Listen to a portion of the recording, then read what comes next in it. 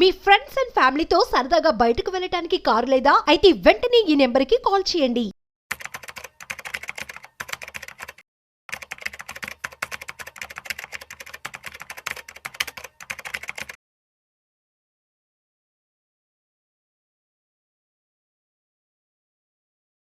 నమస్తే, నేను జీవి సత్యనారాయణ. ఈ ఎపిసోడ్లో మహాకుంభమేళ జనవరి 13 సంక్రాంతికి స్టార్ట్ అవుతుంది. ఆ మహాకుంభమేళ ఏంటిది, దాని ప్రత్యేకతలు ఏంటిది, మన షేర్ మార్కెట్కి ఏంటిదో చూద్దాం మనం. అంటే లాస్ట్కి ఈ ప్రపంచంలోనే అతిపెద్ద ఏదైతే ఆధ్యాత్మిక సంగమం అన్నమాట మహాకుంభమేళ అంటారు. అది 13వ తారీఖు ప్రయాగ్రాజ్లో, సుప్రసిద్ధ క్షేత్రం ప్రయాగ్రాజ్లో జనవరి 13 నుంచి ఫిబ్రవరి 26 వరకు 45 రోజుల పాటు నిర్వహించడం జరుగుతుంది. అయితే ఈ కార్యక్రమంలో కోట్లాది మంది భక్తులు పాల్గొనడం జరుగుతుంది.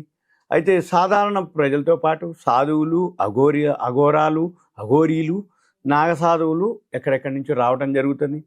ఇక్కడ పుణ్యస్నానాలు చేస్తే జన్మ పునీతం అవుతుందని భక్తుల యొక్క నమ్మకం. ఈ కుంభమేళ ఏంటిదో దాని యొక్క కథ ఏందో చూద్దాం.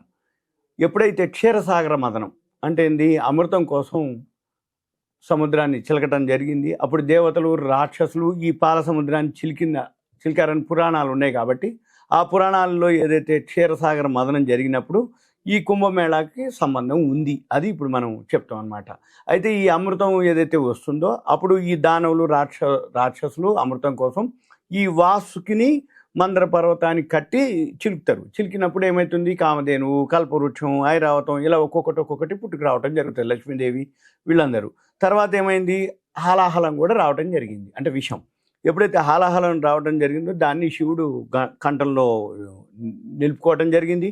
తర్వాత అమృతం రావటం జరిగింది. దానికోసం దేవతలు, రాక్షసులు పోట్లాడుకోవటం జరిగింది. ఆ సమయంలో మహావిష్ణువు మోహిని అవతారం ఎత్తి ఈ అమృత భాండం రాక్షసులకు చిక్కకుండా పట్టుకుపోతున్నటువంటి సమయంలో ఒక 4 చుక్కలు హరిద్వార్, ప్రయాగ్రాజ్, ఉజ్జయిని, నాసిక్ క్షేత్రాల్లో పడ్డాయట. ఏది ఆ పట్టుకుపోతున్నటువంటి 4 చుక్కలు. అప్పుడు అక్కడ గనక, అంటే పురాణాలు అనమాట, అక్కడ గనక మనం పుణ్యస్నానం చేస్తే మన యొక్క సకల పాపాలు తొలగిపోయి పునీతులు అవుతారని భక్తుల యొక్క నమ్మకం. అయితే అందుకే గ్రహ భ్రమణాలను అనుసరించి ప్రతి 12 ఏళ్లకు ఒకసారి ఆయా చోట్ల మహాకుంభమేళ నిర్వహించడం జరుగుతుంది. నిర్వహిస్తారు. అయితే మహాకుంభమేళ అంటే 144 ఏళ్లకు ఒకసారి వచ్చేదాన్ని మహాకుంభమేళ అంటారు. అయితే ఇది 12 పూర్ణ కుంభమేళాలతో సమానం. అంటే 144 ఏళ్ళకు వచ్చేది కుంభమేళ, 12 ఏళ్ళకు వచ్చేది పూర్ణ కుంభమేళం. అయితే దీంతో సమానం అనమాట. అయితే దీన్ని ప్రయాగ్రాజ్లోనే నిర్వహించడం ఆనవాయితీ. తర్వాత పూర్ణ కుంభమేళ అంటే 12 ఏళ్ళకు ఒకసారి వచ్చేది పూర్ణ కుంభమేళ. అయితే దీన్ని హరిద్వార్, ప్రయాగ్రాజ్, నాసిక్, ఉజ్జయిని పుణ్యక్షేత్రాల్లో ఎక్కడైతే అమృతం యొక్క 4 చుక్కలు పడాయో ఆ క్షేత్రాల్లోనే ఇవి నిర్వహించడం జరుగుతుంది. అర్ధ కుంభమేళ 6 ఏళ్లకు ఒకసారి నిర్వహించడం జరుగుతుంది. ఇది 2 పూర్ణ కుంభమేళాల మధ్య హరిద్వార్, ప్రయాగ్రాజ్లోనే జరపడం జరుగుతుంది అర్ధ కుంభమేళ. తర్వాత మాఘమేళ, ఇది ప్రతి సంవత్సరం చేస్తారు.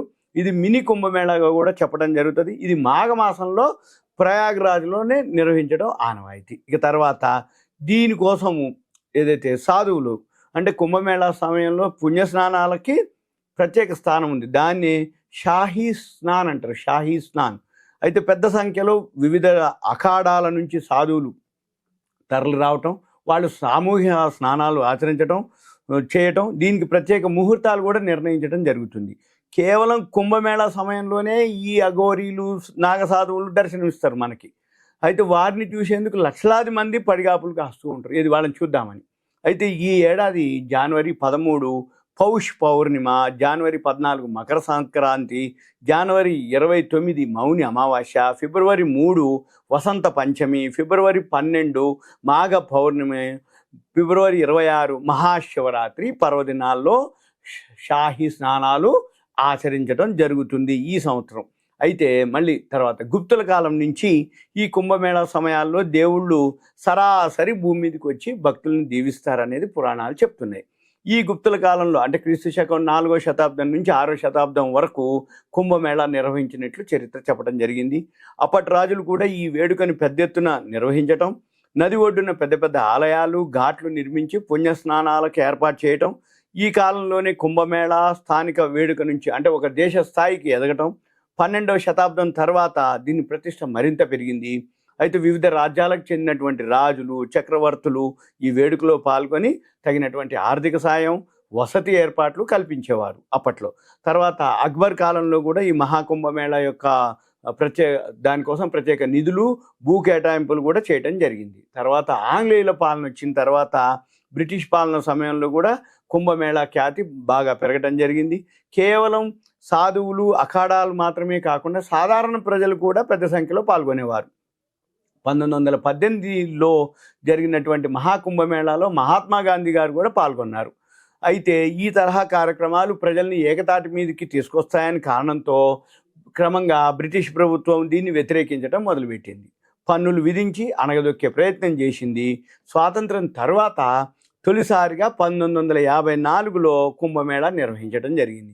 అక్కడి నుంచి ఈ కార్యక్రమం నిరంతరాయంగా కొనసాగుతుంది. ప్రతిసారి భక్తుల సంఖ్య పెరుగుతూనే ఉంది. ఈ మహాకుంభమేళాలో జరిగే అన్ని రోజులు ఆ ప్రాంతం దైవ నామస్మరణతో మారిమోగిపోతుంది. ఎముకలు కొరికే చలిలో కూడా నూలు పోగైనా ధరించినటువంటి నాగసాధువులు, ఏళ్లపాటు కఠిన దీక్షలో ఉండేటటువంటి సాధువులు అన్ని బంధాలను తెంచుకొని దేవుడి కోసం పరితపించే సిద్ధులు అందరూ అక్కడ మనకి దర్శనమిస్తారు మహాకుంభమేళాలో.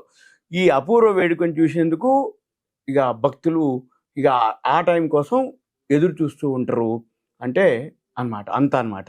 అయితే పెద్ద ఎత్తున మన ప్రభుత్వం, కేంద్ర ప్రభుత్వం ఏర్పాట్లు చేయడం జరిగింది. ఈ 45 రోజుల పాటు జరిగేటటువంటి మహాకుంభమేళాకు ఉత్తరప్రదేశ్ ప్రభుత్వం పెద్ద ఎత్తున ఏర్పాటు చేస్తుంది. కుంభమేళాలో పాల్గొనే వారి సంఖ్య ఎప్పటికప్పుడు లెక్కించటం, వాళ్ళకి కావాల్సిన సౌకర్యాలు, వాళ్ళకి కావాల్సిన అత్యాధునిక సాంకేతిక పరిజ్ఞానాన్ని వినియోగించటం, దేశం నలుమూలల విదేశాల నుంచి కూడా ప్రయాగరాజ్కు వచ్చే వాళ్ళకి రైళ్లు, విమానాలని ఏర్పాటు చేయటం, వాళ్ళకి భక్తులకి తాత్కాలిక వసతులు, ఫుడ్డు, టెంట్లు, ఇవన్నీ మరుగుదొడ్లు, 1.6 లక్షల టెంట్లు, 1.5 లక్షల మరుగుదొడ్లు, రైల్వేలు, సీసీ కెమెరాలు, అంటే ఇన్ఫర్మేషన్ సెంటర్లు, ఇవన్నీ కూడా గవర్నమెంట్ చేయటం జరిగింది. ప్రత్యేకంగా కొన్ని వేల రైళ్లని ఏర్పాటు చేయడం కూడా జరిగింది. ఇదంతా కూడా మహాకుంభమేళాకు సంబంధించినటువంటి ఇన్ఫర్మేషన్. ఇక మనకేమిటి, మనం ఏం చేయాలి? మన షేర్ మార్కెట్లో ఏవైతే మహాకుంభమేళాకు సంబంధించినటువంటి హోటల్స్ అనుకోండి, అంటే రూమ్స్ బుక్ చేసేవాళ్ళు అనుకోండి, ట్రావెల్స్ అనుకోండి, ట్రాన్స్పోర్ట్ అనుకోండి, ఏవైతే వెహికల్స్ అనుకోండి, అంటే ఆటో సెక్టార్ పెరగటం కానీ, హోటల్స్ పెరగటం కానీ, ట్రైన్స్ షేర్స్ సంబంధించి ఏవైతే సెక్టార్ ఉన్నాయో అవన్నీ కూడా పెరిగే అవకాశాలు ఉంటాయి. అవన్నీ మనం ఇప్పుడు స్క్రిప్ట్స్, షేర్లు, కంపెనీల పేరు చెప్పట్లేదు. ఎవరికైతే ఇంట్రెస్ట్ ఉందో వాళ్ళ పేరు, ఏరియా, వాట్సాప్ మెసేజ్ పెట్టి కంటెంట్ పెడితే నేను వీలు చూసుకొని వాళ్ళకి రిప్లై ఇవ్వడానికి వీలవుతుంది. ఇదంతా కూడా మహాకుంభమేళాకి సంబంధించి ఇన్ఫర్మేషన్. Thank you. సెలవు.